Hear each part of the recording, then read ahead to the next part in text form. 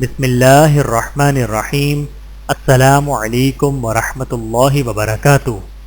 رسول اللہ صلی اللہ علیہ وآلہ وسلم کے قریب ترین لوگ حضرت معاذ رضی اللہ تعالیٰ عنہ فرماتے ہیں کہ نبی کریم صلی اللہ علیہ وآلہ وسلم انہیں یمن کی جانب رخصت کرنے کے لیے وصیت فرماتے ہوئے باہر نکلے، اور پھر آپ صلی اللہ علیہ وآلہ وسلم نے اپنا چہرہ انور مدینہ منورہ کی طرف پھیر لیا اور ارشاد فرمایا، میرے یہ اہل بیت سمجھتے ہیں کہ یہ میرے سب سے زیادہ قریبی لوگوں میں سے ہیں، حالانکہ ایسا نہیں ہے، بلکہ تم سب میں میرے قریب ترین وہ لوگ ہیں جو تقوی اختیار کر لیں، خواہ وہ جو کوئی بھی ہو اور جہاں کہیں بھی ہو۔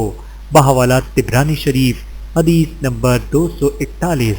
اللہ تعالی ہم سب کو احادیث مبارکہ پہ عمل کرنے کی توفیق عطا فرمائے، آمین ثم آمین۔